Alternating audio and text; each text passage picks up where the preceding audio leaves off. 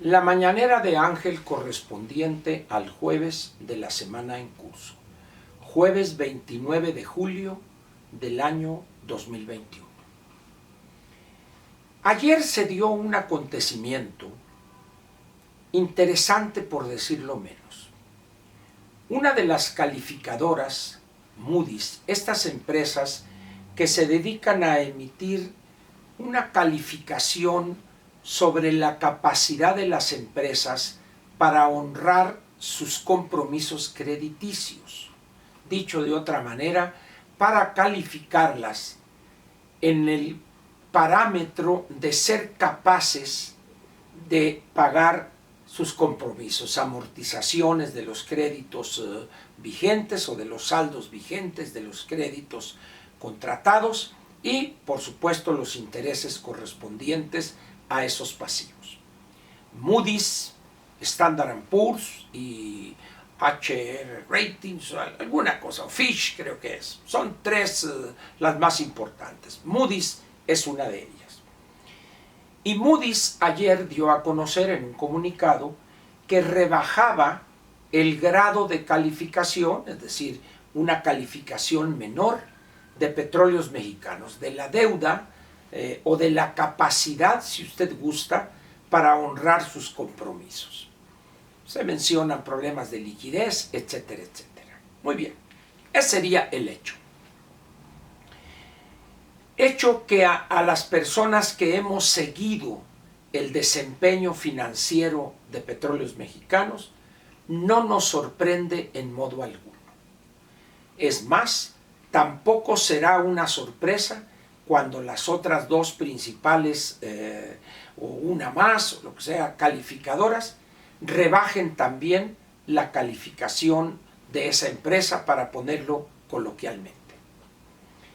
¿Qué es lo que mantiene viva a Petróleos Mexicanos, empresa productiva del Estado?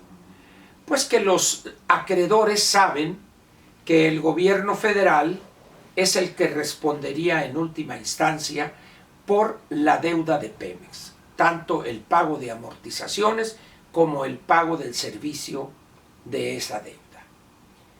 De otra forma, Pemex no conseguiría fiado nada así. ¿Por qué? Porque Pemex, dígase lo que se diga, es un cadáver insepulto. Petróleos Mexicanos no tiene salvación alguna. Tiene un patrimonio negativo alrededor de 2,5 billones de pesos. A Pemex le sobra un fierrero de refinerías obsoletas, tecnología atrasada, refinerías construidas para refinar un petróleo, un crudo que ya no tenemos, crudo ligero. La gran parte de nuestro petróleo es petróleo sucio, pesado. Y en este proceso de reconversión de las refinerías, las que integran el Sistema Nacional de Refinación, que son 6, no han podido quedar bien, no hay dinero, es un proceso costosísimo. Por eso es una locura plantear dos bocas para un petróleo que no tenemos, petróleo ligero. Es una tontería esto. Esa refinería, ojalá y se cumple el vaticinio de no pocos de que nunca va a ser terminada, y eso va a ser una bendición de Dios nuestro Señor. ¿Por qué? Porque entonces no perderíamos dinero. Transformación Industrial, que es la empresa o el área de Petróleos Mexicanos donde están las refinerías, pierde dinero a manos llenas. La parte donde se gana es en la parte de extracción y venta de petróleo crudo, pero en la refinación es una locura. Es más, ahorita, al estar refinando, tenemos un resultado, un subproducto de aproximadamente la tercera parte del petróleo, del volumen que entra ahí. Doy números. Un barril de petróleo equivale a 159 litros. 159 litros. Vamos a decir 160. o 150 para que sea más fácil la cuenta. La tercera parte de ese volumen, de esos 159 litros o 160 o 150, es esa porquería de combustóleo que ya nadie quiere en el mundo. Por la suciedad, está prohibido por la Unión Marítima Internacional usarlo como combustible en los barcos. Por eso Pemex no sabía qué hacer con ese combustóleo, porque no quiere dejar de refinar. Porque al dejar de refinar para no contaminar, vea usted las fotos, las imágenes de la ciudad de Tula y su refinería, Altamira en Tamaulipas, Salamanca, pero Cadereyta también en Nuevo León y Salamanca en Guanajuato. Es una tragedia. ¿Por qué?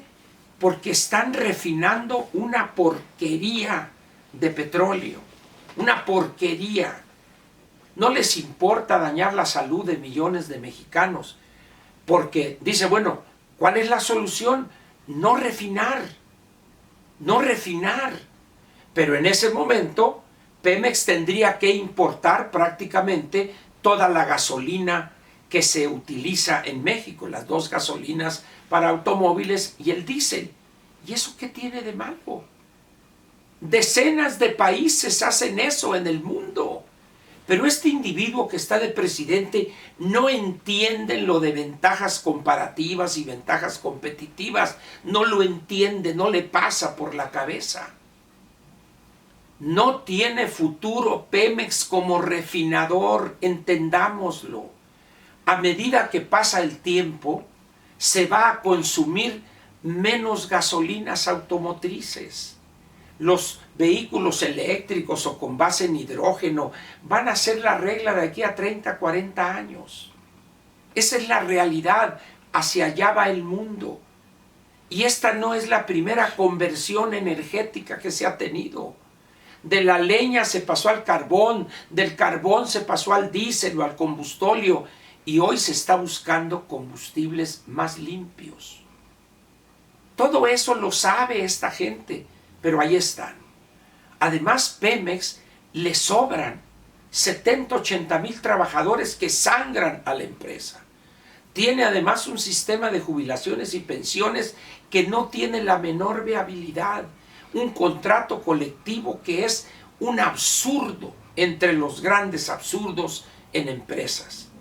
Tiene una deuda que ahorita ronda en moneda extranjera 115 mil millones de dólares. Es la petrolera más endeudada del mundo.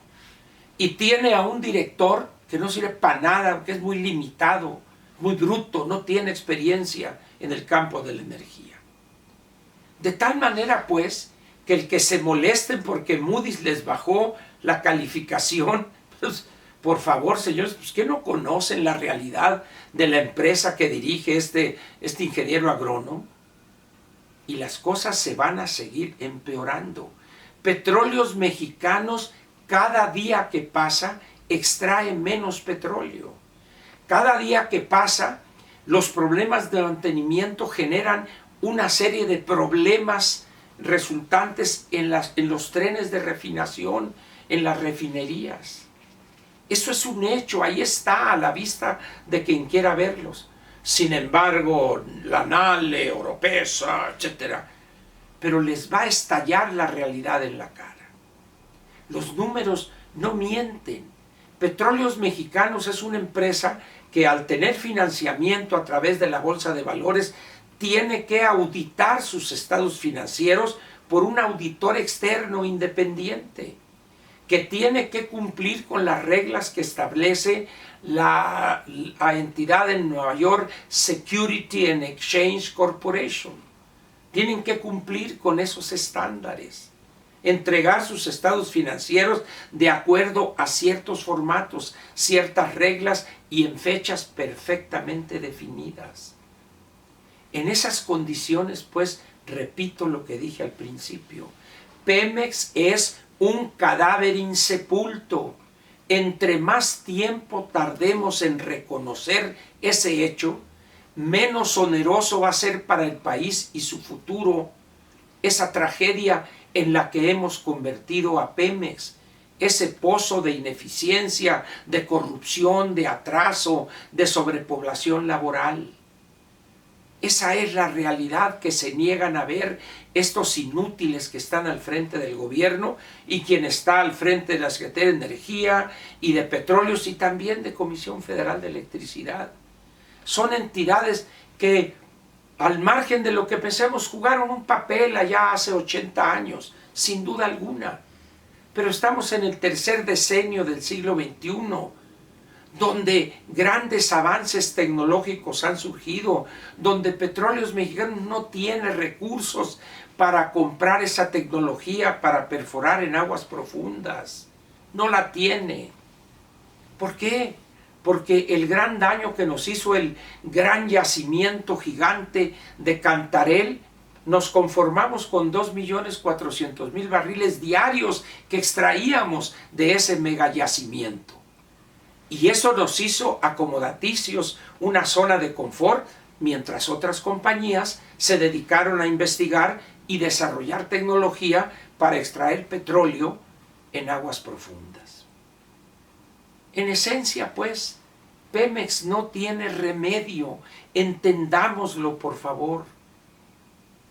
¿Cuándo van a entender? No sé, hasta cuando ya sea imposible ocultar esa tragedia. Sin embargo, ya para terminar, este presidente está aferrado a fincar el desarrollo y el crecimiento económico en un zombie, en un cadáver insepulto que es Petróleos Mexicanos. No va a tener éxito y el precio a pagar será increíblemente alto. Piénsele, si tiene usted argumentos para rebatir las posiciones que he expresado, bienvenidos sean y vamos a discutirlos. Pero mientras no los encuentre usted, lo que estoy diciendo es, como diría el clásico, la neta del planeta. Muchas gracias, le agradezco su presencia aquí en esta mañanera, espacio que es más suyo que mío. Muchas gracias.